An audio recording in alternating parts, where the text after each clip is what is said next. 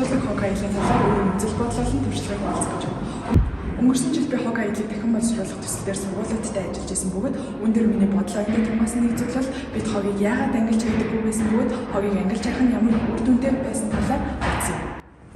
Сүүлийн жилүүдэд бид хогийг хогийн савнд хаях ёстой болохоос биш ангилж хайх нь зөв гэдэг ойлголт төдийлөн дэлгэрч амжааг байгаа. Энэ нь олон шалтгаантай бөгөөд манай улсад ангилж хайх хогийн сав дахин боловсруулалт хийх үйлдэл байгаа ч гэсэн хомс угаатай холбоотой. Жил гардаг хог аяллын хэмжээнд хамгийн их хувийг хунзар бүтээгдэхүүнүүд эзэлж байна. Энэ хөрсөн задртгүй бат цаашлаад бидэнд аюул учруулах хор хүнэлтэд талаар бид бүгд мэддэг. Үүнийг бид хэрхэн шийдвэрлэх вэ гэвэл сурагч бидний хувь сургууль дээр ангилах хогийн савтай болж үүнийг дахин боловсруулах газартай хамтран тодорхой хугацаанд ирж авдаг байх. Сургуулийн орчинд авч үзэх юм бол өдөрт 1000 сурагч ундаа ус авч үздэг гэж тооцвол 12 кг хувцас дахин боловсруулах боломжтой. Мөн нэг багш өдөрт 5 ангид шалгагдахад 1 кг 584 г цаас дахин боловсруулах боломжтой байдаг. Энэ нь ямар том үр нөлөөтэй та бүхэн бодлоо энэ томгоо нэгт итгэлтэй байна.